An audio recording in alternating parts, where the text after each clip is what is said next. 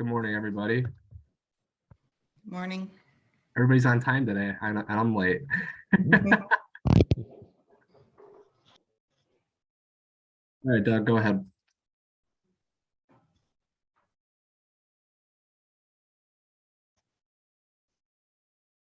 Is Doug here? Thought I saw him.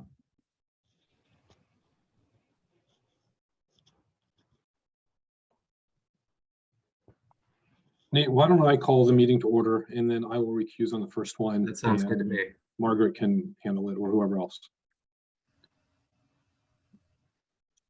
Go ahead. We just got All right, so we're calling the November 3rd Ohio City Design Review to order. Nate, if you'd like to call the roll. Thank you. Alex Frondorf. Here. Antonia Marinucci.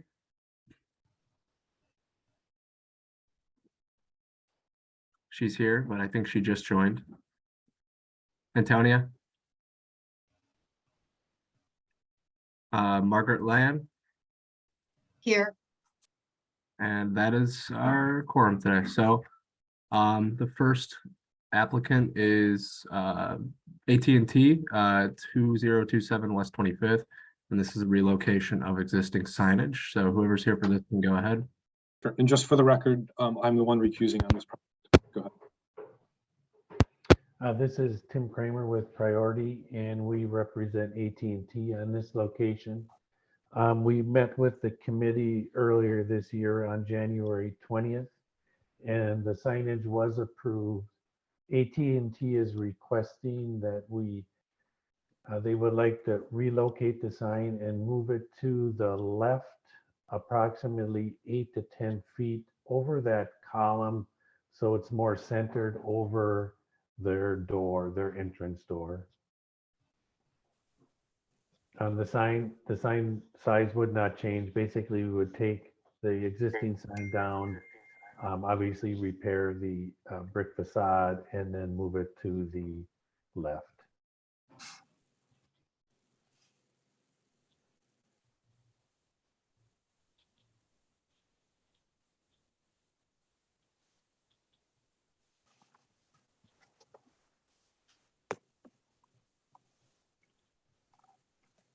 Is there a mock-up of where it's moving to in here? I have Okay. it. Oh, there it is. Okay, good. If you scroll down a little or up a little bit more, yeah, there you go. So it would move to the left over that column next to their door.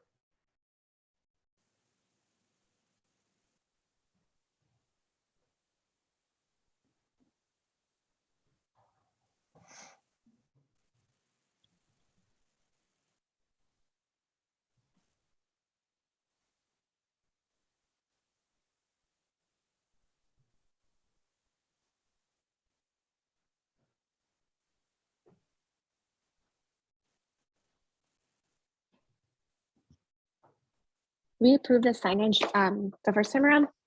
Yes, it was approved. Yes. Yeah, that So is this correct. This is just to move it over one bay. Correct. Oh, okay. I would say motion to approve as presented.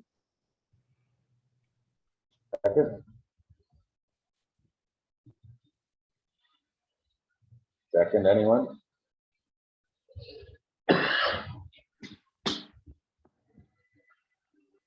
Margaret, I think you might have to. Yeah, I was just trying to get a closer look on my screen at it. Yeah, I'll go ahead and second. All right, Nate, please call the roll. Okay, the motion is to approve as presented.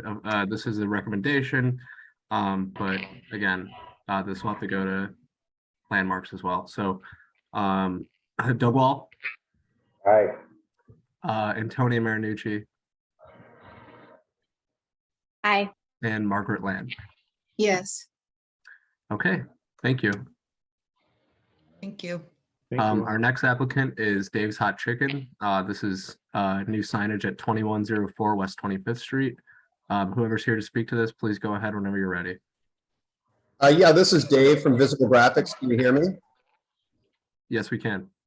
We're the sign company for Dave's Hot Chicken, and we're proposing to do a channel letter sign on the east elevation, as well as a blade sign just around the corner from where the greetings from Cleveland mural is painted on the wall. It's showing on these drawings that are up on my screen right now that we're proposing to do a logo on the same wall as the greetings from Cleveland mural. But I think that in a past hearing, that logo had been denied. So actually, what's being proposed is the blade sign and the main sign, which is shown as sign 1 on the east elevation. And Nate, do you have notes from the prior time that this appeared? This has never come before us for signage before, so this is not, to my recollection, that was never stated. It's I only think come through maybe- the storefront. I think we gave informal feedback on the signage when we Correct. got the full Oh, I see. package. I see. Okay. I'm sorry, can you clarify that again, though? I'm confused now in my brain.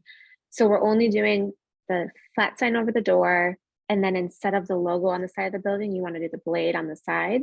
That's Is that correct. what you just? Okay, Yeah, so so- now where blade 1 is actually going to be at the location of logo 1. Logo 1's off the table. Just No, blade 1 is shown correctly on the site Okay. plan. Because I guess in a past review, the comments that came back to me was that they did not want to see a logo on the same wall as the painted mural, because it's, that's iconic, and as well as this whole Yeah. building is just amazing. So at that time, when that came back, we omitted logo 1 at the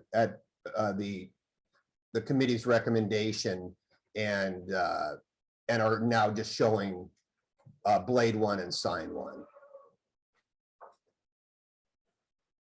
And is the dimension shown for the blade sign accurate to the drawings? 2'6" circle? I'm showing it on my drawings as 3'6". Okay. Do we just not have the most recent submission? Is that Well, let's scroll down and see what is on this presentation.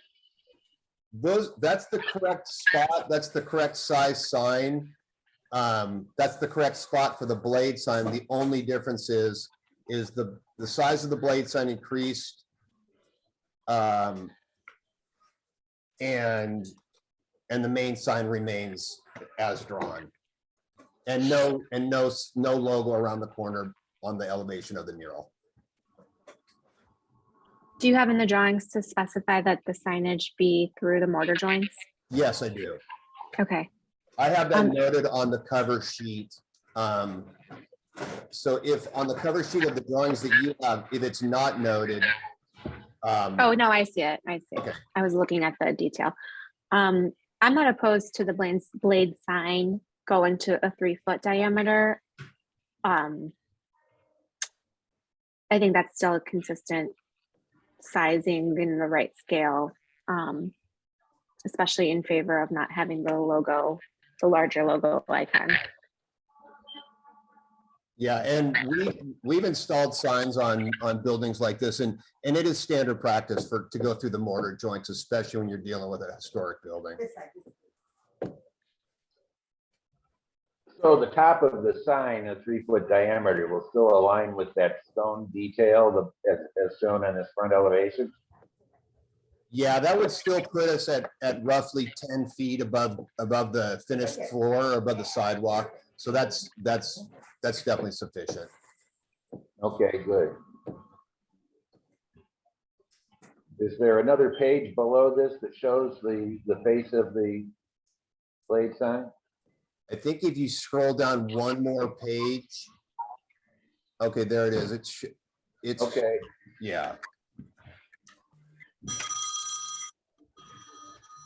yes. Yeah, I'm showing it 10'10", but that's on my drawing. So if we increase it to a 3-foot, you're still going to be 10 foot plus. Fine. That works for me. we're very excited about going to this building, especially something as iconic as this. It's just very exciting. You have an opening date in mind? Not yet. I think we're showing Q2 of 2023. Could possibly move up into Q1, but right now I believe they're showing it as Q2. All right. So this the proposal seems pretty clear to me. There are no further questions or comments from the committee. Would someone here to make a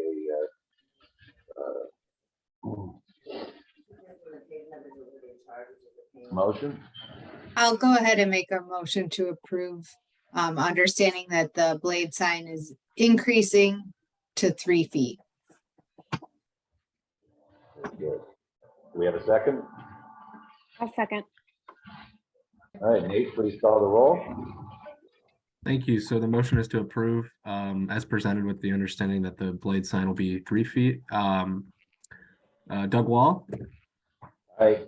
Alex Frondor, I, and Tony Marinucci, Aye. and Margaret Land. Aye. Okay, great. Thank you. Thanks you for your time. So then I'll just need to revise the drawings to a 3 foot and then just submit for permit. Is that correct? That is correct. You can also work offline with city planning staff, landmark staff, who's on this call right now. You got it. I'll put a call in tomorrow.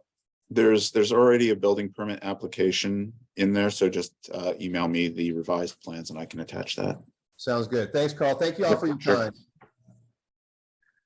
All right, so our next applicant is 4211 Franklin. This is a new addition. This was seen previously for conceptual review, I believe. I believe Tyler Rice is here to speak to this. So Tyler, go ahead whenever you're ready. Thanks. Tyler Rice here, TWR Architecture. So when we presented in early October, some of the comments were there was concerns around how the new addition was meeting the existing house and wanted something more of a softer sort of approach to the intersection of the existing and the new addition. And there was some concerns about the sort of massing of the addition as it relates to the existing house. So one of the first things we did, next slide, please, is we actually pulled the addition back towards the south end of the property, the back of the property. We created sort of a larger little front porch area.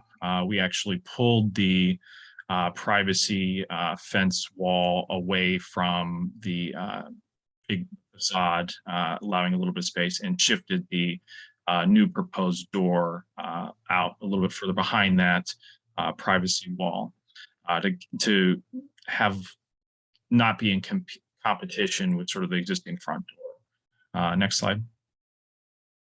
Another thing that we did was we added some windows on the second floor at the corner with 44th and Franklin there that kind of looks out that direction. And we reduced the size of the window between the connection piece between the existing house and the new addition. Next slide. So these are the elevations, kind of reflecting some of the changes. The top elevation, you can see the addition of the window on the second floor towards the left-hand side of the addition.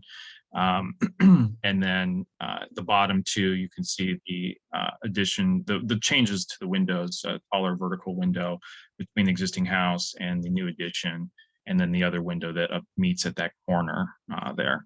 We also changed some of the proportions of the upper windows to be more in line with the proportions of the existing house windows as well.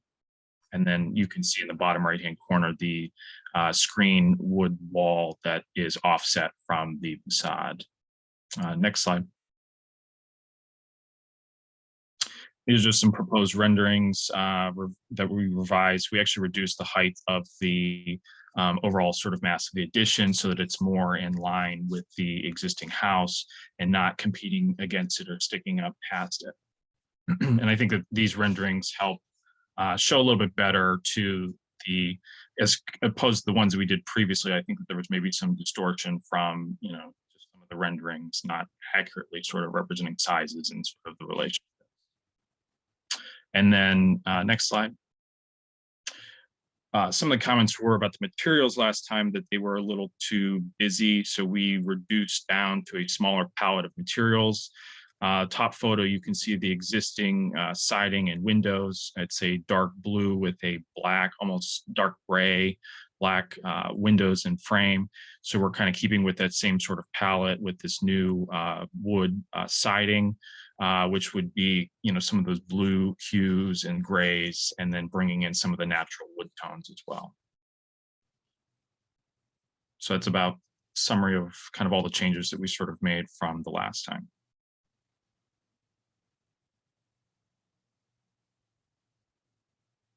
Thank you. I did have written comment provided by Chris Lozier, who's a committee member who couldn't make it today. If everybody's okay with me just giving Chris's feedback and questions. One question he had was that the questions about the building and the property line, does this address, I think it was brought up in the last meeting, the required setbacks to the current zoning code. Have you addressed that? We are currently working on doing a lot consolidation of the 2 lots into 1. Okay. And then there is a question about, or a comment rather, that the distressed wood lap siding is too close in scale and color to the existing house. The material and detailing should be distinctly different. And then the sliver of addition that connects to the existing structure should not match the profile and color of the existing structure. And then a question about how does the wood screen wall terminate at the extreme west end? This condition isn't shown in the elevations. Does it just end or turn around the corner? So the wood screen wall does turn and wrap and goes back towards the back end of the property line. So it continues and wraps around that. As far as the siding goes, there's other options that we could certainly, look at in terms of color and hue for the same sort of wood look. We could go with something that is a little bit more of, on the darker gray sort of scale. We sort of had some of those gray tones. I think that some of those comments from last time, that's, were they were too much of a stark contrast. So this is just kind of what we went with. So the new siding that you're proposing here that's shown in the bottom right corner there, compared to the old, when they say that's distressed wood, the existing original siding, is that Dutch lap or just plain lap siding that's on the existing home? It's just lap siding. Okay, and so the proposed siding below, is that like a shiplap that, or is that actually a lap siding to correspond to the existing home? So it's like a lap siding or tongue and groove type of siding. There's 2 different profiles that you can select from, but this we're proposing is more of a lap siding option. Well, I guess to respond to thinking about Chris Lozier's comment, I think the mapping and detailing of the addition are different enough that I don't mind the color coordination to help tie them together. I think the addition pretty much identifies itself as new in enough ways that I think coordinating the colors of the existing and the new in this way, and if instead of lap siding you were to do like if it's tongue and groove, and so it produces a smooth surface instead of a lap siding, will again help differentiate it. So I kind of like the idea of the color corresponding to the house, because in my mind the massing and detailing of the addition set it apart enough that it kind of blends a little bit better if you continue that gray hue but have a different detail than lap siding. That helps differentiate it further. I still feel there's a little bit of a Nate, could you scroll back up to the rendering, please? Thank you. I think getting rid of that shed roof makes a huge difference. The shed roof, I think, really contrasted so dramatically with the roof lines of the existing house that are in competition with it. And I still say that this addition is maybe a little more modern and juxtaposition to the existing design that it concerns me a little bit, but I think this is far superior. Getting rid of that shed roof went a long way to taming the lack of compatibility between the two elements. And on the materiality, also using like this faux distressed wood look, I couldn't go along with that either. But for stepping back and looking at the bigger picture, the massing and scale, I still find it a little jarring, especially in the way that it's attached to this house. And I think my concerns might be alleviated to some extent if we could step it back and have maybe a narrow breezeway connector to it. And so it looks more like a distinct separate structure as opposed to being affixed to the side of this historic home. I think that's probably the most objectionable part to me is how it just, you know, you've reduced the scale from last time. I do appreciate that. But I think it needs a little bit of breathing room and separate, and you have the room on the lot looking at the site plan to separate and move the new structure a little bit to the west and connect with a narrow breezeway or something, or a covered walkway, I think would really help. And then you're building a modern pool house, and that can stand on its own. But the way that it's attached to this Italianate is, I think, problematic. We also have Carl Brunges with Landmarks Commission with his hand raised. Carl, you can go ahead. Thanks, Nate. Just to piggyback off of Alex's comment there, I think we're going through a similar thing on another building in another historic district, is looking at it as under the Secretary of the Interior standards about are you disturbing historic material versus how you're attaching it? Is it going to be reversible in the future? And I think if you, sorry, Carl, go ahead. So that's part of it. So yeah, I think separating it and what's as minimal impact on the building as possible, while still being able to retain its identity. And then I also have Matt Moss here to speak a little bit to the parking that's proposed for this as well. If you can scroll up to the site plan, please. Yeah, thanks, Carl. We spoke about this internally, and I think one thing the committee and everyone really in this process should be aware of is I think as the site plan is currently designed, it creates a non-conforming condition to the parking. I mean, per the city's zoning code, parking has to be located in the rear half of the lot. And I think with the driveway, there is an alley here with the driveway as it's currently designed. The existing condition allows for that. The parking goes to the rear half of the lot to that garage that's noted at the bottom of this site plan. But this addition and site plan would place the parking in the front half of the parcel. And I think from a zoning perspective, at least, you know, this consolidation creates a roughly 13,000 square foot parcel. So I think it's difficult to say that there's a hardship specific to the site that requires the parking to be where it's located. So, you know, this is a huge impact on the design. So I won't speak to the other items as you all have covered that. So just Thanks, to Matt. clarify real quick that the existing garage, there is a door off the alley that is the parking for the homeowners that they are intending to use that. There's an existing driveway to the front, and this would just be for any guests or anybody that would pull in and be able to turn around to get out on the street, because it's very difficult for people to back out onto Franklin with people turning off of 44th rather quickly on that corner there. Okay, I think that parking as it's designed on the site plan would still require variance.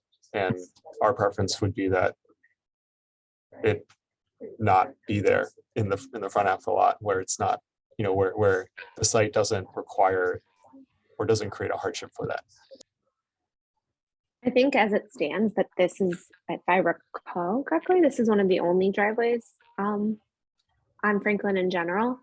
I think it's both everyone's preference, zoning. I guess I shouldn't speak out of turn. I'm anticipating or guessing that all of us, the preference would actually be to remove the driveway in totality to be more consistent with the block. However, it's clearly there already. Thank you, Matt, for bringing that up, because I feel we haven't even really addressed that parking condition, because we've been more focused on the structure itself. But I personally agree with zoning's preference to, I mean, I guess you could go for the variance, but we would, I think, prefer to minimize car access from the front end of the house to be consistent with the historic district. From a design standpoint, I agree with Doug. I think you've made a lot of improvements for our comments. Very much appreciate that effort. Also very much agree with Alex that I still feel that this needs more breathing room physically from the existing structure. For me, something that I'm having a hard time kind of understanding, accepting, is if you look at the first floor plan, the side entry porch, I'm wondering why the addition needs to eat that corner of the house. We have an existing massing where the house naturally steps back, which is very common in this neighborhood as houses have righted onto, or the servants' quarter portion, which is where the kitchen is, would be deferential to the main entertaining portion of the house. And the addition eats that corner. So we're not really holding the line of the existing geometry of the house. And I think that I'm not sure why it needs to be that way. Maybe there's a good reason. I'm not, it wasn't in your process, but it's impeding on that window. It's just, I would love to see not only for the structure to potentially move more west, but also move more south and just maybe finesse this footprint to defer to the architecture literally. It's just not happening currently. And that would be a lot, I think it would go a long way in that deferential requirement. I think you, again, are closer. It is differentiated. Yes, I think improving the flat roof from a shed is really helpful. I agree with my colleagues. I'm not a big fan of the aged wood siding in terms of its closeness. It almost just looks like, to me, like it would read as a house. We have a lot of wood cladding that's just, hasn't been maintained, and it just looks like that as it is. So I feel like it might look like two same but different. I think that's enough of how I feel about it. Also one more thing. I'm a little hesitant. Is the screen wall meant to, I'm a little hesitant that the mass of the addition itself needs to stand alone without the screen wall. Because if in some instance that wall or fencing would come down and the architecture remains as it is, it needs to stand alone without a screen wall to kind of cover up the lack of compatibility. Yeah, so there's actually columns that are there that would be part of the structure for the roof above, creating a porch over that sort of area in front of the existing. So if the fencing were to come down, say around the pool area at some point in time, those columns would still need to remain as part of that structure. Got it. So it's a little bit more integrated. It's not just a fence. Yes. Okay, thanks. That's helpful. In addition to agreeing to Antonio's comments, also Matt Moss brought up a very good point that we hadn't focused on, and I agree, and this committee at least has been extremely consistent in asking that when there's an alley, that all the parking and curb cuts use the alley and not the primary street. So I'll second that, and thank you for bringing that up. Well, regarding the parking, I'd like to go back and ask, I agree with that concern about the parking on the front. Can you, Nate, scroll back to the site plan again, please? So it appears to me that in addition to the garage area that you can see back there, you have a landscape area to the west of the pool and the south that maybe you could have two guest spots, tucked in off of the alley back there, and again, allowing, because you've got a lot of paved area in the front just for two guest cars, and I'd like to ask how much of that area is currently paved. I don't see a differentiation between existing and proposed paving. So you can see the existing curb cut, and basically if you draw a straight line down running parallel between on the property line, that is the driveway that runs all along down the side of the existing house to that back garage. So we would be removing like quite a lot of it. And then where the cars are shown as parking, it would be something as more of a softer, permeable paving or something where, grass pavers or something instead of being hard asphalt.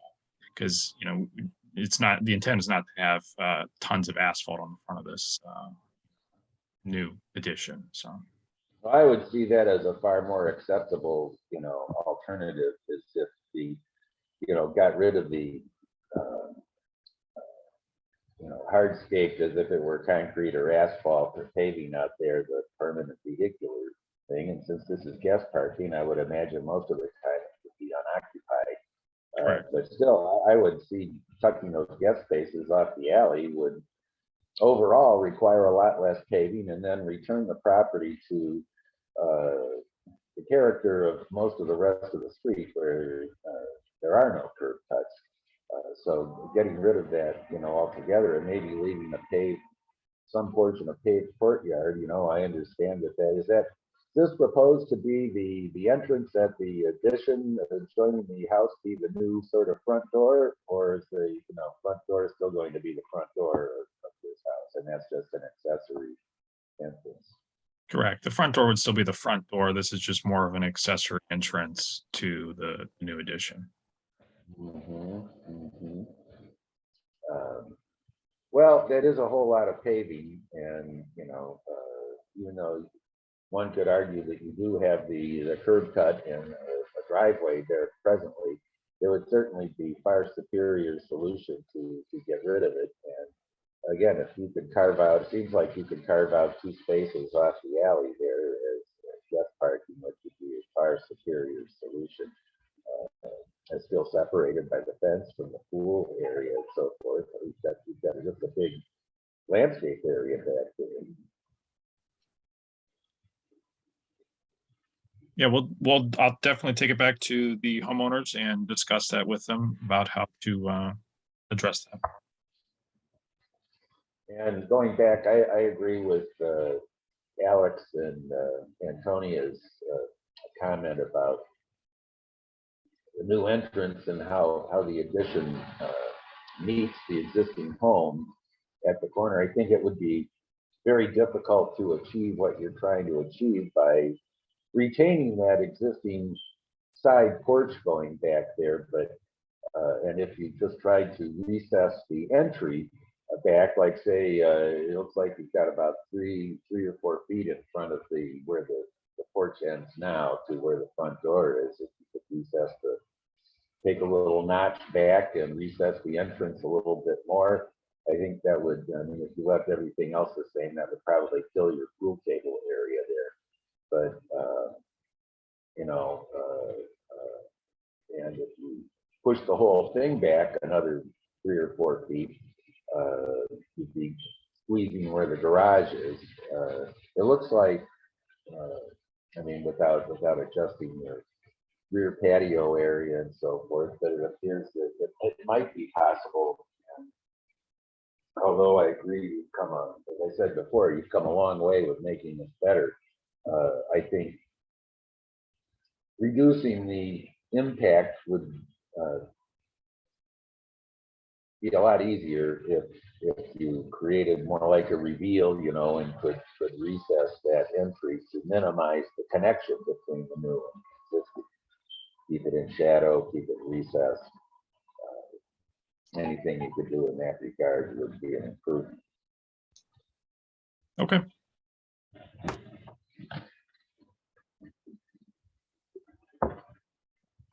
Committee members, would somebody like to entertain a motion or request Yeah, that this be tabled? With the applicant's permission, I'll move to table so that these comments can be addressed. Is that okay? Yep. Okay, thank you. All right, do we have a second? I'll second. All right, Nate, please call the roll on the motion to table. Okay, Alex Frondor, Aye. Antonia Marinucci, Doug Wall, Aye. and Margaret Land. Aye. Okay, so the motion is to table for now.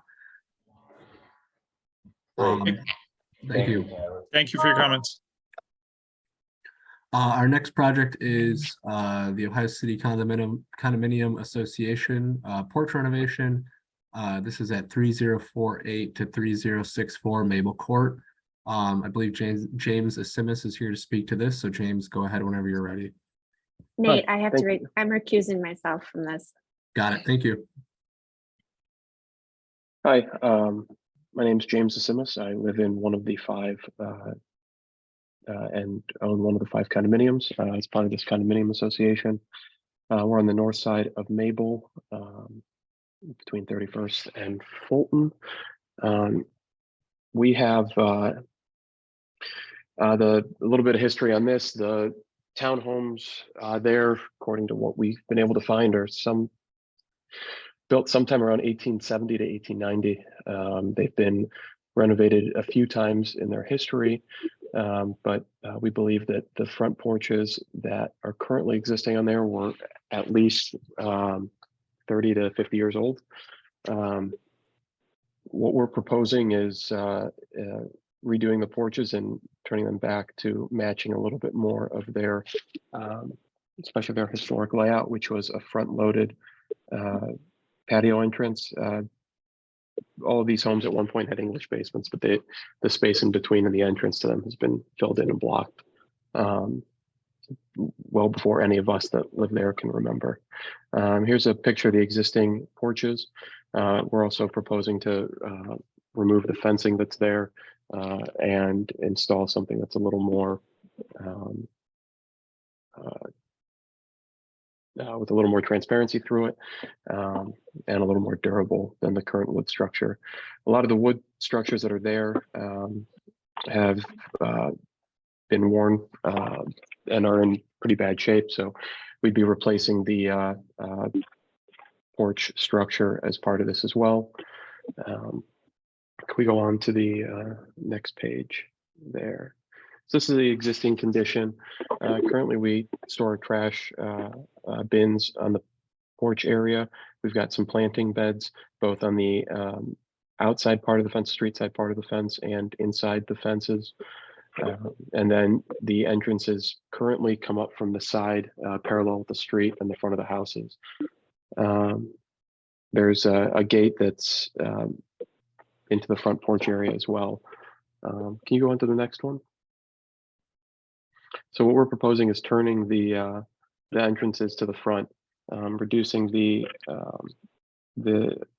solid wall that goes up all the way to the decking of the roof between the 2 units, and turning the stairs towards the street, and then creating an area to store trash underneath. As these were English basements before, we would use the fact that there's some extra room under there, under the porch stoop to hide the trash cans. And then the gates for the fences would come off of, I'm sorry, the gates for the patios in the front would not be needed to go through to get up to the house, but would still be maintained entering into the patio itself by the gate. Just some examples of color selection and fence selection. In terms of color selection, initially we were going to go with a tricorn black based on some feedback from Landmarks Commission after we had submitted this presentation. Something a little more historically germane is what Landmarks is looking for, and we've got a color selection there that's a little bit lighter. It's like a green, it's got a greenish hue to it compared to the tricorn black there. And then the fence selection is a black aluminum fence. As you can see, it's a little more, you can see through it a little easier. Sits off the ground a few inches, and I think it's about 36 inches tall. Yeah, it's about 40 inches, including the top of the post, all the way down to where it hits the ground.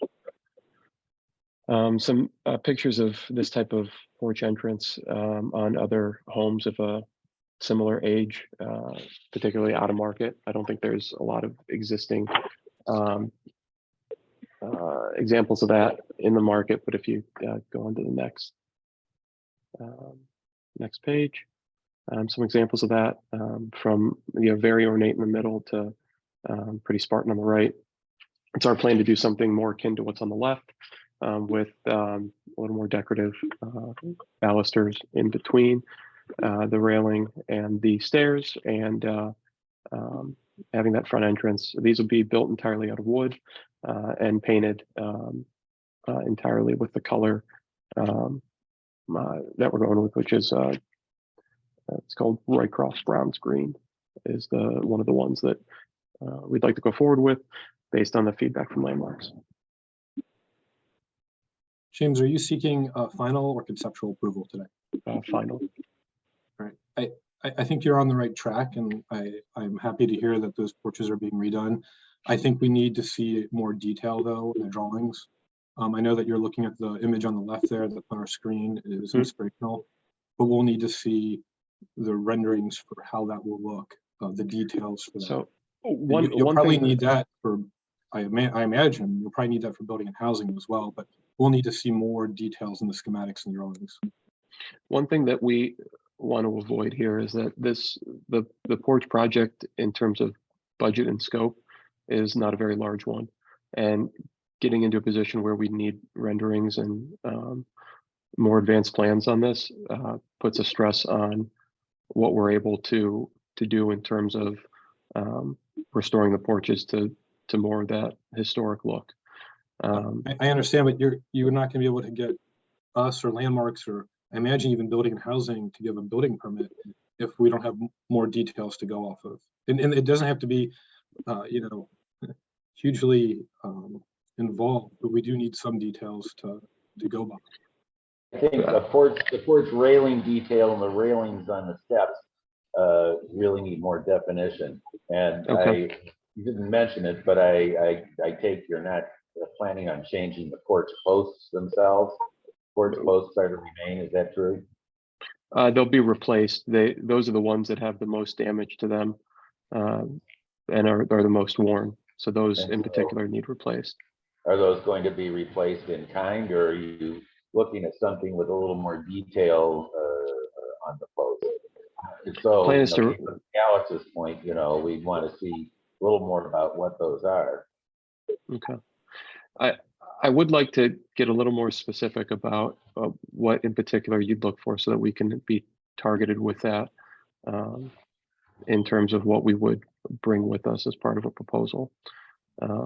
If it's a matter of specifics on selections for balusters or railing, I'm happy to provide that. If it's what in particular are you looking for, so we know to be as targeted as possible with that? We'd Well, like what to, are the spindles? How, what's the spacing of the spindles? What is the detail? Is it a spindle that you can, there's lots of choices you can get out of catalogs and so forth. Are they 4 inches on center, 3 inches on center, that sort of thing? What is the top rail of it? Is it a 2x4, or is it a shaped profile? Those are the kinds of details. And I guess also regarding the steps, I couldn't read your dimension on how wide those steps are. If you could go back, Nate, we can. 5 feet? How wide they are? Yeah. The dimension should be in the, I think it's 6. There. I can. Okay, so each of those sets of steps is 6 feet wide. Nate, can you zoom in on that? Is it possible? Thanks. Yeah, 6 feet.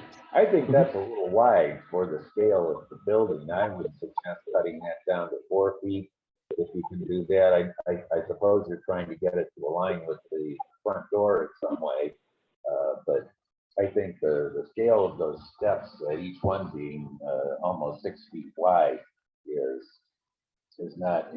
I think you save yourself a little money too by making it a little narrower. The problem with it is if they don't align with the front door, then to align them with the front door and to make them smaller, you're talking about creating a gap between the 2 steps as they enter into the houses. And while it might save on the material from the stair standpoint, the structure of not sharing that center line on the two creates a little more cost on that front as well. The idea with this is that it was seen as as a slight change to what the existing condition is by turning it back towards the front. I mean, what you're proposing, Mhm. will have, I'm sure you would like it to have lasting consequence for the decades to come on these historic row houses. It's worth a little bit of upfront cost to design it and draw it right, do it right, and so that we can also approve it, because we can't approve it as is. So I think you just need to spend a little more time at the drawing board and come back with some more refined details from us. I have one more item I'd like to raise to be considered when the plans are created, with the height of the railing on the porch. In the picture that is shown, the lovely green entrance, bottom left, the railing looks like it's the more historic height rather than the higher, 36 inches that's newer code. And so it'd be nice if, I don't know if you're able to be grandfathered in to the lower height of the rail, or to design something that meets code, that still has the spindles at the shorter height. And then either like a double rail or a decorative infill panel, something that raises you to the 36 inches, but so that you avoid the extra tall spindles. Where in particular are you talking about here? Nate, can you scroll down to the final picture? So on this porch entry that's green, the height of the spindles and the rail. I'm sorry, are you talking about on the flat part or on the stair part? No, Up on the first porch. part, the first part, the railing there is probably not more than 32 inches, which is more traditional for that period. The 36 doesn't quite look right. It looks out of scale. And so being an historic property, I think, although it isn't now, I'm not sure what kind of pushback you'll get from the building department, but often in the historic districts, they'll let us go ahead and use the 32-inch railing if we can show that it was that way at some time. Maybe there's some marks on the wall of the building, the front wall, it shows where an original railing was attached to the lower elevation. Anything like that would be helpful, but the 32-inch is going to look much better than a 36-inch. And then the other thing would be consideration of the material of the porch floor. Is that changing at all? Intended to be wood. It's currently wood. And again, it's our intent to maintain it as wood. Okay, so we would look for that to be a tongue and groove rather than like a open decking.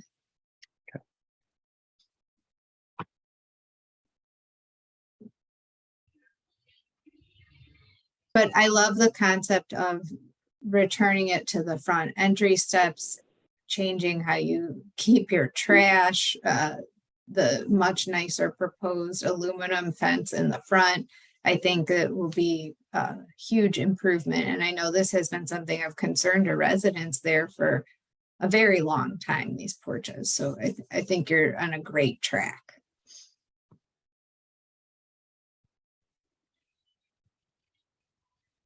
Yes, I agree. I think unless any other committee member have any more questions or concerns, I think we pointed them out. And James, I think what we would like to do is table this to come back and see those additional details. James, would you accede to that request to come back with a little more detail for us? Sure. I'll see you guys in a couple weeks. All right, so we have a motion to table then? I'll move the table. Do we have a second? I'll second. Nate, please call the roll. Thank you. So the motion is to table, Doug Wall, Aye. Alex Frondor, Aye. Tony Marinucci. Ricky is Oh, right, Patrice. Thank you. Yes. And Margaret Land. Aye. All right, thank you.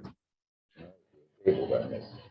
All right, so our last project here is Clinton Townhomes. I believe the address is 4611 Clinton Avenue, or 4211 Clinton Avenue and 4303 Clinton Avenue. And this is being seen for a conceptual review today. So I believe Ryan Grass is here. So Ryan, go ahead whenever you're ready. Hi there, I am Ryan Grass with Grassroots Architecture. I'm also here with Andrew Kelnitsky. He's from Gold Key Builders. They are the developer and property owners.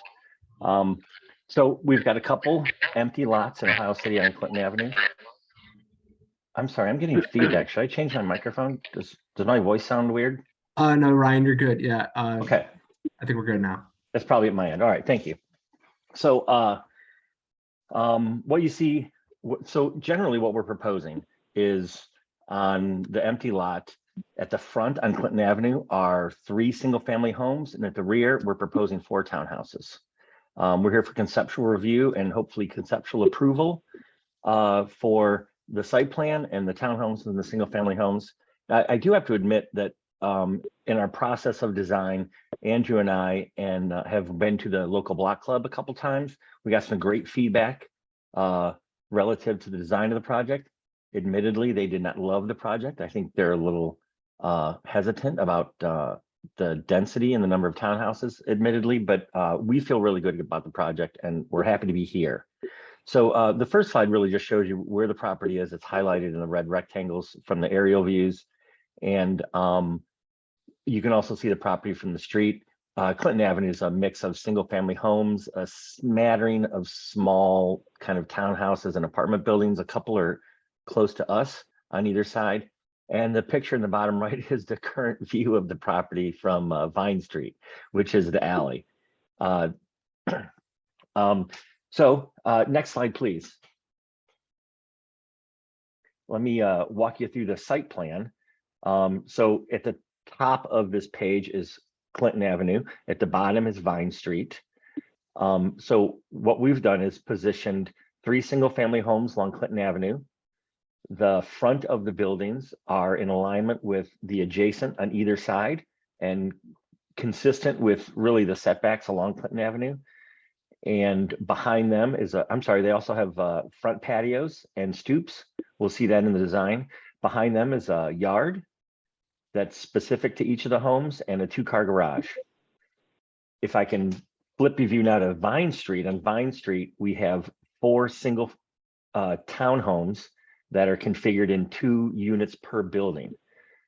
Based on some conversations we've had with the planning department and some zoning review, those entrances to the townhouses actually face Vine Court.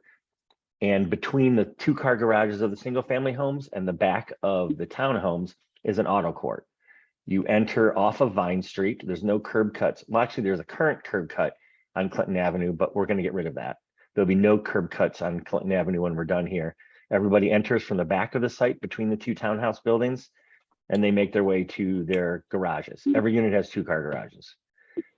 Just briefly, relative to the plans, we don't need to get in. I offered them if you're interested, but generally the single family homes are 3 bedrooms, 2.5 bath, 2-story homes with a full basement. Let's call it a small yard, a 2-car garage. The townhomes are 3 stories tall. On the first floor is a garage and let's call it a bonus room, office room, and an entry area. The second floor is living, dining, kitchen, and on the third floor is 2 bedrooms and 2 baths. So the townhouses get 2 bedroom, 2.5 bath. Single family home is 3 bedrooms, 2.5 bath.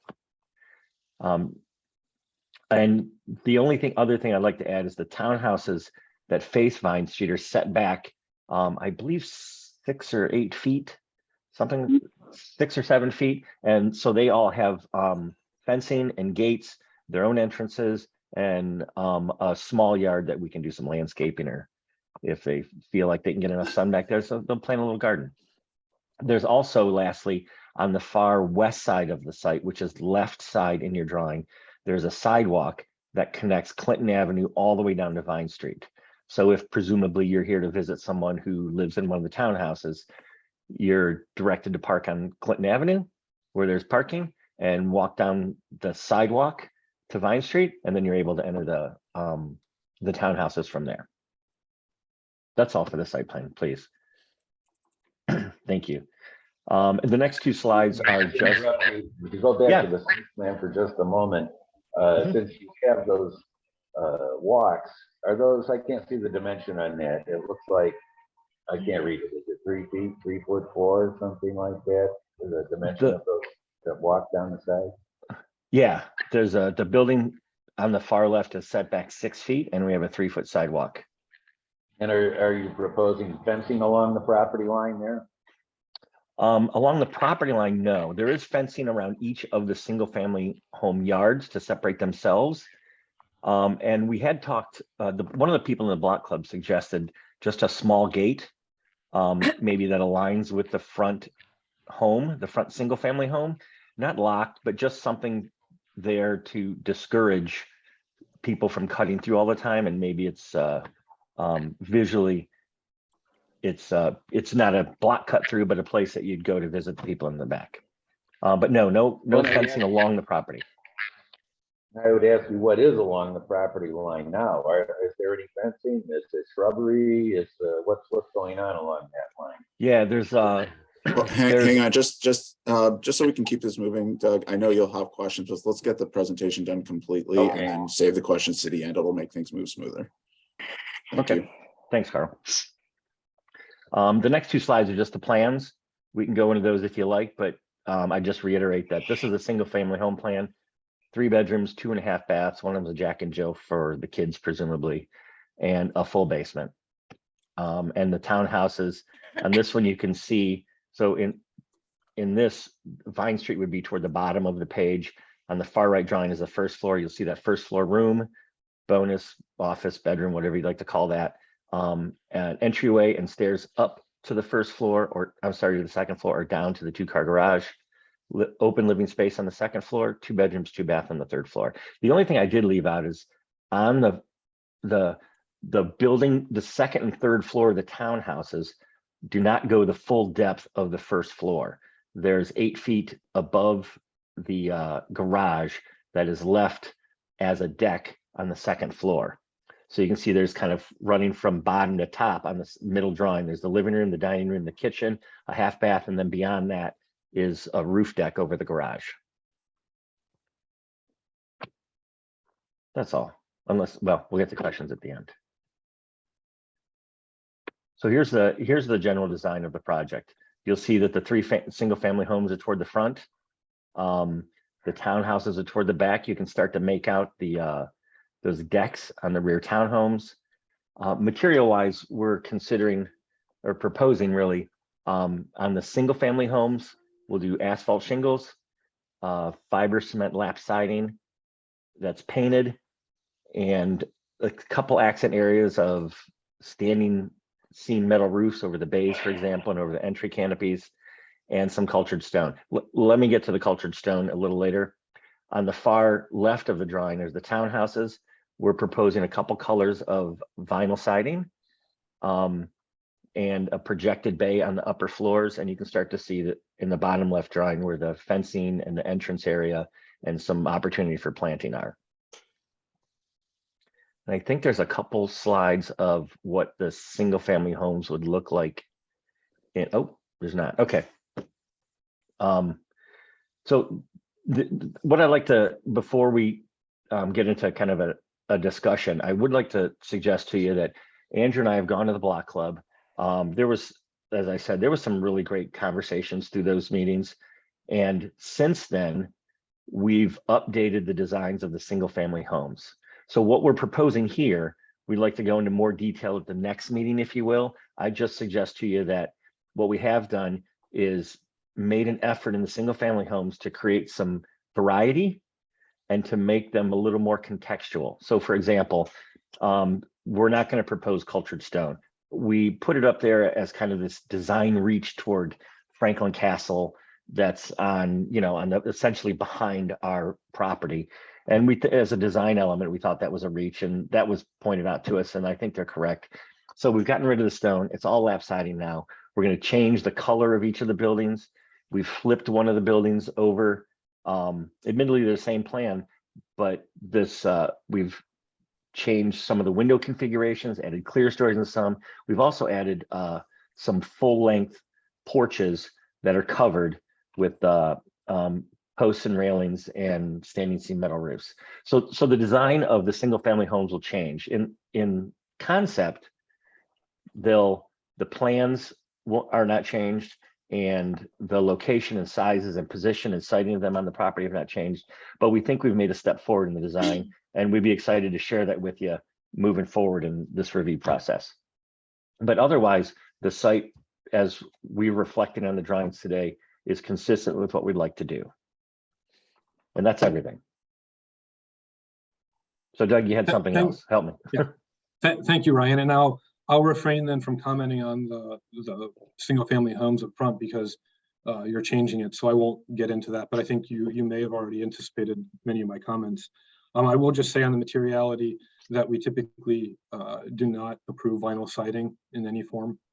In that the windows, we look for wood or aluminum clad wood windows with exterior muttons, that sort of thing. So I'll keep my comments then, since you're working on the design, to the site plan. And I've already reiterated this to you, so this is no surprise, but I think it's what you're proposing there is Doug Wall likes to say, 5 pounds of flour in a 4-pound sack. It's a little bit too much on the lot.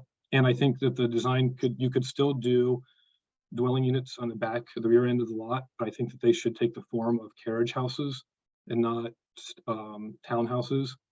And then the townhouses, because you're sliding a garage underneath, also require them to be 3 stories, and the homes up front are 2.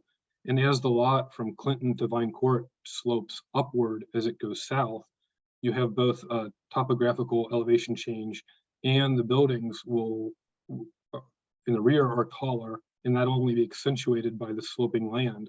So I think it's a real problem to have the structures in the rear dominate over or be taller than the structures on the principal road on Clinton Avenue.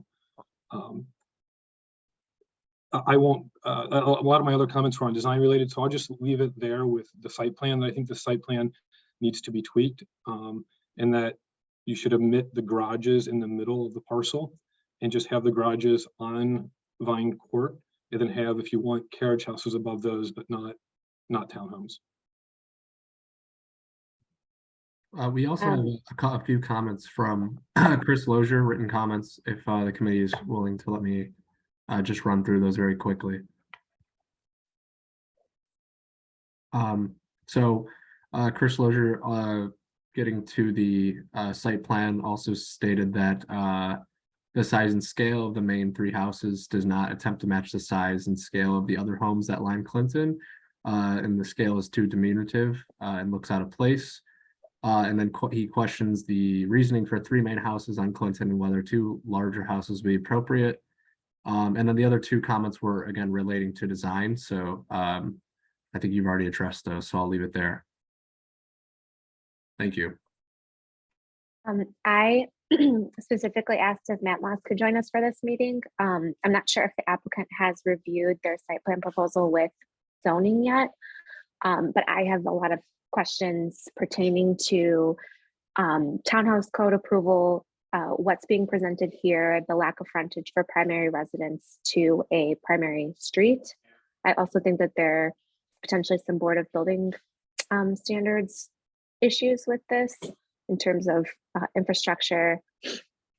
So Matt, could you clarify what would be required or what approval would be needed to approve townhomes on these 2-family zoned lots? Yes, it's pretty much the same approval that just about any townhouse project in Ohio City needs. I mean, something like over 80% of the neighborhood is zoned 2-family. So the way our code works is, for a townhouse project to be approved, the Planning Commission has to approve it based on the context and scale, design of the project. So it's essentially a conceptual level approval that the planning commission has to give in order for the use to be approved. So, I mean, And is this pretty much parallel every. to- Go Is it ahead. parallel to landmarks approval, or is it subject or contingent on landmarks approval of the design itself?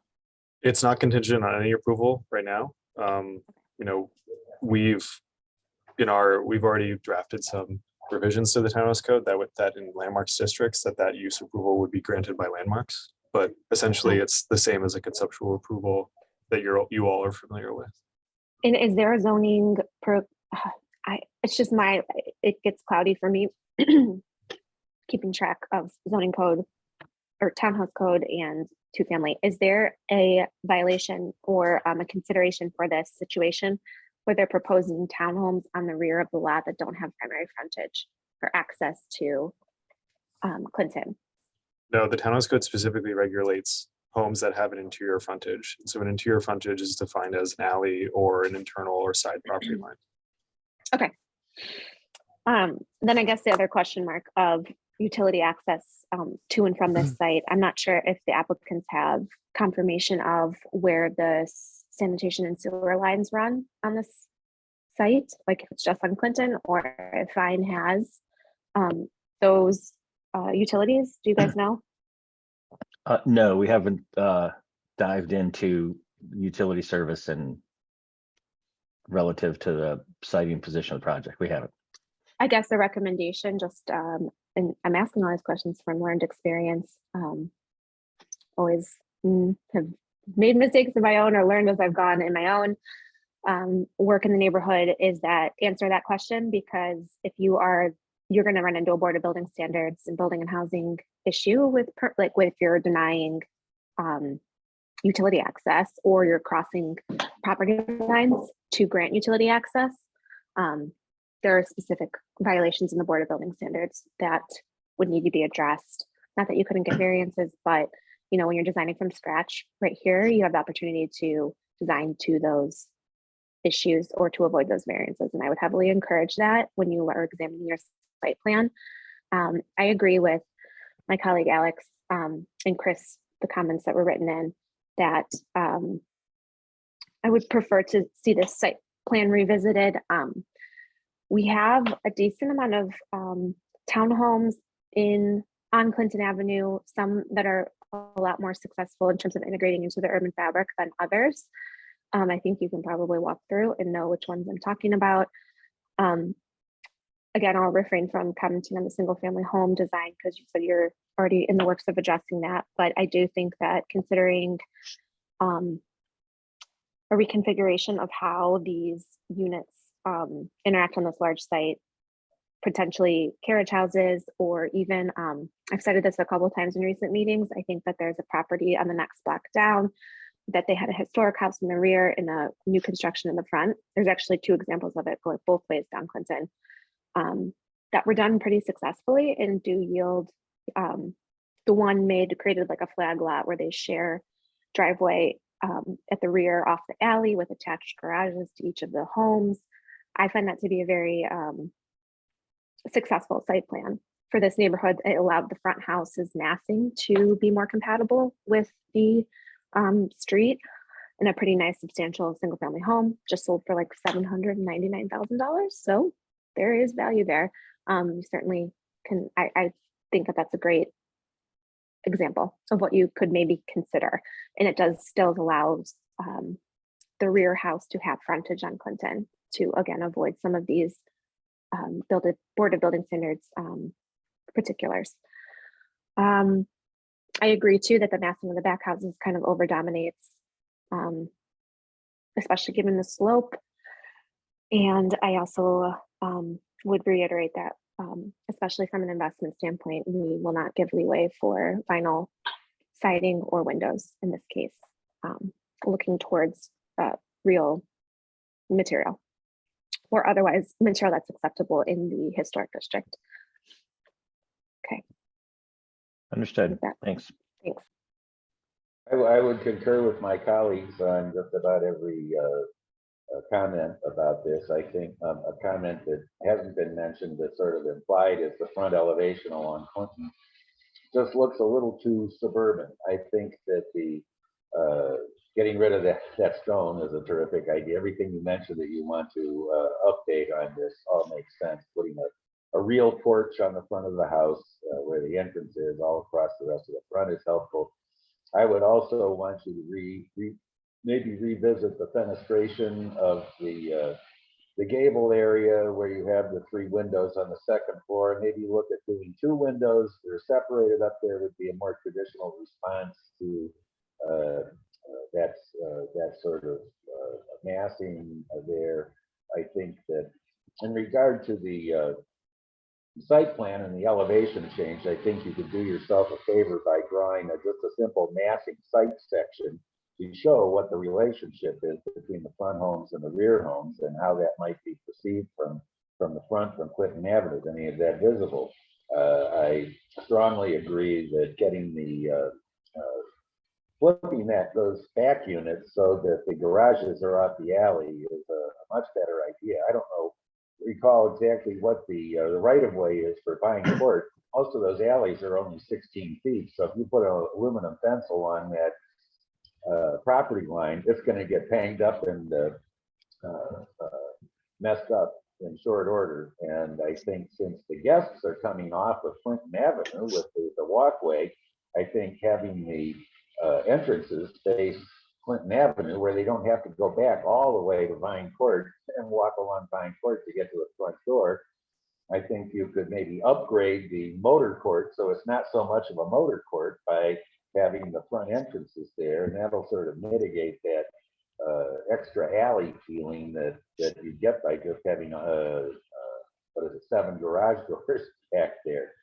You could turn it into you could make it a more pedestrian and user-friendly space by turning those units around in that way. And the last thing I think about those rear units is, I don't know if it's maybe to avoid a zoning variance for height, but the roof pitch looks pretty darn shallow on those, which is not consistent with roof pitches throughout the neighborhood. Fair. And if you want to put, and I guess also to the fenestration point was made about having, real muntins or fused on muntins. How about no muntins at all? This is not an historic building, so you might consider just going a little more modern with no muntins at all. So I think in addition to everybody else's comments that I agree with, that's about all I have to say. I think I would also build on Doug's comment. Vine Court, to my knowledge, doesn't have any primary residence on it. It definitely has a precedence for carriage houses. It definitely has, again, those townhomes that are abutting to the alley, but they all have frontage to Clinton. And I, as a resident of the neighborhood, there are certainly alleys that are great for primary residential access and frontage. This particular location is not one of those. No. So if, let me just address a couple things. I appreciate all the comments. We're excited about offering you kind of the new design of the front. So I'll hold off on those because they're all good points. And hopefully we've addressed those when we meet again. So I'm struggling with the zoning and some of the kind of siting issues. So for example, I don't disagree with you that it's a perfectly reasonable design for the townhouses to put the front doors on the auto court, make that a little more kind of pedestrian friendly, and the garages at Vine Street. That was, no exaggeration, our original plan. But after speaking with the planning department and going through the zoning regulations and assigning the rear properties as townhouse zoning, which is allowed in the 2-family home district, the flipping of those is actually a requirement. Having those on Vine Street is a requirement for providing townhouses at the back of the lot. Now that's independent of, hey, are we doing garages with carriage houses above it? That's a different discussion. But if per our zoning discussions, we're allowed to make these a certain level of townhouse development, and then those requirements ask us to put those on the back and have a dedicated auto court between them, with that kind of is counterintuitive to the design that I think we started with and that you brought up. So I don't want to sound argumentative, and I apologize if it does, but I mean, we feel like the Clinton Avenue is predominantly a single family street, and putting 3 single family homes on that street with space between those and adjacent buildings that are, let's call it, reasonably consistent with the rest of the neighborhood, we thought that was a decent solution. And if zoning allowed us to increase the density relative to the townhouses in the back, we thought that was a good idea as well for a number of reasons. But if the concern is, are we going to see them? I'll make sure that in our next presentation we can illustrate the fact that you don't. The buildings on the front they're 2.5 feet or 2'8" above the grade at Clinton Avenue. We've got 10-foot ceilings on the first floor, 9-foot ceilings on the second floor. We have increased the pitch of the roof because I agree that shallower pitches aren't reflective of, in my opinion, good design for an urban neighborhood, and especially this one. But under no circumstances, without peeking between the buildings, will you be able to see those townhouses in the back, even at 3 stories and 4+ feet up. And we'll make sure that we illustrate that and put your minds at ease with relative to that concern. So I guess that's at the risk of this sounding as a complete rebuttal of the site design. We did feel that the density is allowable and to some degrees reasonable.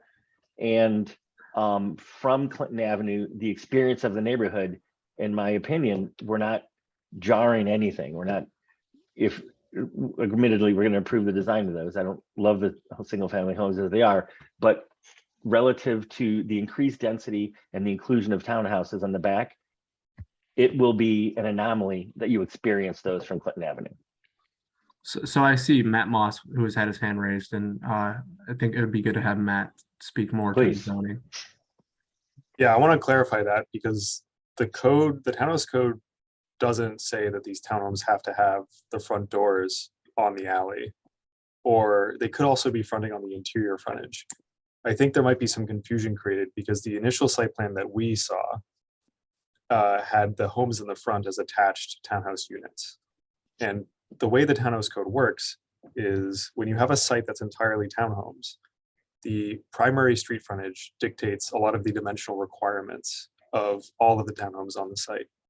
And so when the units in the front were adjoined townhomes, the RA district that we reviewed this under was an RA1 district, which is the most restrictive in the sense of having the largest dimensional setback requirements for rear, front, and side yard. And that changes the amount, the unit sizes, the orientation in terms of how you're able to fit things in without needing a variance. And so to make a long story short, the townhomes in the rear, the front entrances, the code allows them to front the interior property line or not. I think it's just a question of, does it make the most sense to have an auto court that is solely dedicated to automobiles, or does it make sense to have a mixed space in terms of pedestrians and vehicles?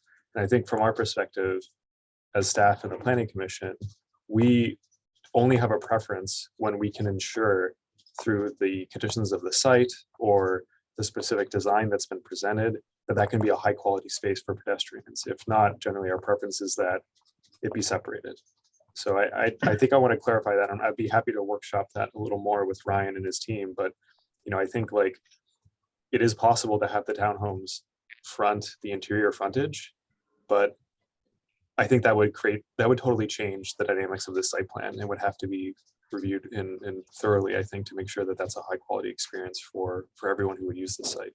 Does that make sense? Fair. That does. Thank you for that clarification, Matt. I didn't mean to misspeak. I'm just wrong. So if that's all right, it's new code, and we're all still getting our arms around it. I appreciate it. It's kind of you. So if essentially flipping the townhouses is allowable or a consideration, I'm not married to either, because and I think the goal here is what you alluded to is the experience of walking through the auto court. And I know there's criteria in the zoning relative to if there's expectations that pedestrians will be walking through an area that's also an auto court or a driveway, that's some shared hard surface, that some designations and distinctions need to be made between the driving area and the pedestrian area. If so, color of concrete, pavers, that sort of thing. And we're open to making those changes and making, if the decision is from the design team to flip those so the garages are on what is more traditionally the alley, I don't know that we're uncomfortable with that, and we can work to get that courtyard, auto court, more of a pedestrian auto court. Yeah, I'm skeptical that if that's the only change that's made, this is so stepping into less of a code review and more of a plan, more of a planner, I suppose. I worry that that might not, just because the site is only so big, that you might not be able to, just given the constraints of that, make that, like, have the garages on the alley and also have a really excellent space where there's still garages for the single family homes facing that space. But I think that just at some point that becomes a preference for you and your customers. So Agreed. And there is a townhouse project, I'm going to say a block and a half west of here, that has a similar configuration where there's some single family homes. I think there's 2 single family homes, a center kind of sidewalk between them to get to the Clinton Avenue townhouses that are in the rear. I think it's essentially configured as the way we're discussing it now. It's yeah, it's Brian, a preference. To clarify, that plan was not approved by Landmarks. They went through, I think, another legal avenue to be able to build those. So it's not helping your case Ouch. to cite those. Mhm. Oh, well, no, I wasn't I also- wasn't suggesting that is the right thing to do. I'm just suggesting that Well, I think you if- can take that information and consider that it's one of those, like, take that information and consider that when you're making your design choices. Fair. I think when you're describing the townhomes as like basically being completely invisible, I also don't think that helps your case at all. So we have to, in this district, we have to judge every single aspect of these new constructions from an exterior standpoint, as well as how they are integrating into the urban fabric. Most of us live in this community. This is where, that's why we're serving on this board as advisories, is because we're both professionally qualified, but also we live in this community and experience it every day. The engagement of your neighbors and your engagement with your street front is critical to being an active member of this community from a social side, but also from a design standpoint. And to your client, I would challenge, what value are you offering by providing a home that's not even visible to its neighbors? I just would challenge that concept. I think you would be much better off giving some breathing room between those single family homes and giving visibility and frontage to those rear houses to add value, both literally the monetary economic value, holding the equity of those properties, as well as design value, which we can debate all day. And also understanding that you are satisfying zoning code, but you're also satisfying the design requirements of the historic district while also satisfying and building housing. It's not an easy job. There's a lot going Agreed. on here. We also I have to step off because I have a call starting in 3 minutes. But I just want to echo Nina's comments. I agree with them wholeheartedly. And I just kind of telegraphing where we're going. So when you're working and planning on coming back, I don't know that I could support townhomes in the back of this lot with garages in the center of the parcels. I just think that that's not befitting. And even the examples that you cited a moment ago, also in Clinton, those garages don't have separate standalone garages in the middle of parcels. And I just think that you're trying to do too much with this lot. And the real estate market will support, you will get a return on your investment for doing less on this lot. And I think you should strongly consider that. So I apologize for having to run, but I appreciate your time. Thank you. Thanks, Alex. Thanks, Alex. We have Carl Brunges from Landmarks who has had his hand raised. So Carl, go ahead. Thanks, Nate. I think part of the issue that has happened here is process. And quite frankly, this is the first time I'm looking at this. And I don't think Matt has seen this in any form, and that this has gone to the block club. How many times, Ryan? Twice. Twice? It was voted down 29 to 4, sorry. Well, the block club is not Thank part you, of the Alex. city's design review process. Landmark staff and city planning staff should be the first stop for Carl, I did- conceptual review. And I'm not blaming, I'm just saying that this is a process problem. Carl, Shannon and I did take a look at this revised site plan. Just The so you know. revised one. Well, I mean, early in this process, I've seen it, but we were not apprised of this. Even, I believe it was supposed to be all townhomes at one point. Is that correct? Yes. So design through the block club should not be happening. Design through the city should be happening through our process. And I think a lot of the issues that we're running into right now maybe have been mitigated had we followed a proper process. Now, where that got miscommunicated, I don't know. I'm not laying blame, but we have to identify it now. And going forward, I, Matt, or Jessica here, we are going to be your first contacts on any process. We will help guide it through the system. And when it is time to go to the block clubs, we'll bring it to the block clubs. But they are not officially part of our city process.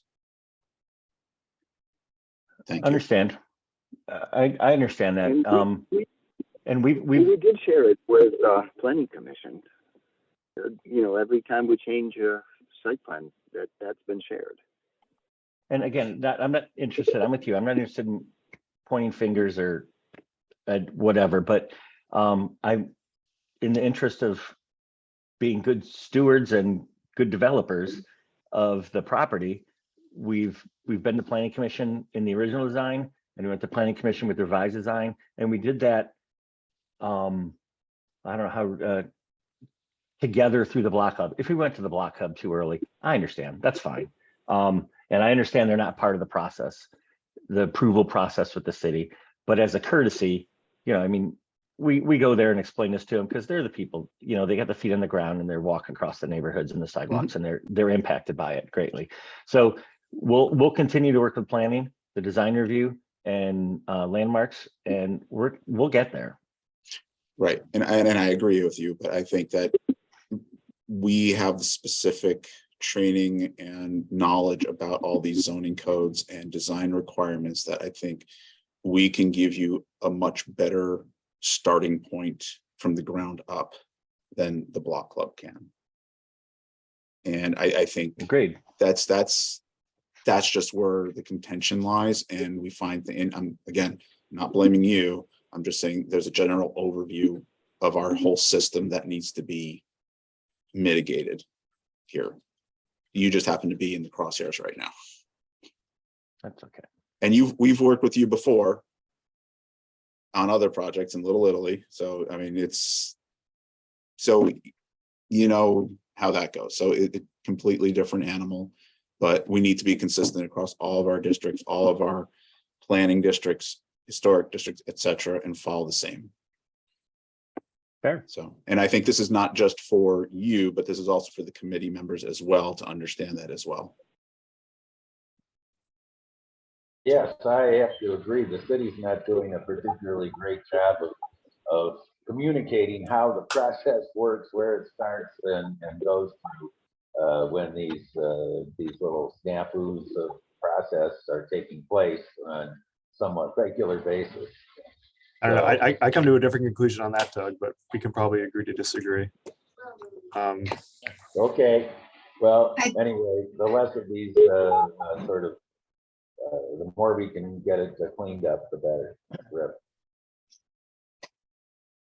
So at this point, though, it seems like we should be tabling this. This was I'll just make a clarification. This is conceptual. review. Conceptual. Yeah. Okay. All right. You Thank don't you. have to Nate. vote on this at all. Mm-mm. All right. perfectly. Because it seems like there's quite a bit of work to do before we see it again. Fair. Yeah, and I would just, let's work together on this. Matt, myself, Ryan, Andrew, let's sit down, look at what's gonna happen here. And I don't want to bring this before the Landmarks Commission yet, because I think you said there's already got to be a lot more design changes. Let's get this closer to somewhere that the commission could look at, and we'll come back to this committee first with a better idea of what's going to go on here. Okay. All right, so my understanding is we'll just table it. There's not going to be a vote. Hey, let's table it. So we can. All right, great. Yeah. All right, thanks. I appreciate the time and the comments, everybody. Thank you. And we'll talk with Carl and Matt from here, and we'll come back to you soon. All right, thank you, guys. All right, Thank I you. appreciate it. Thanks.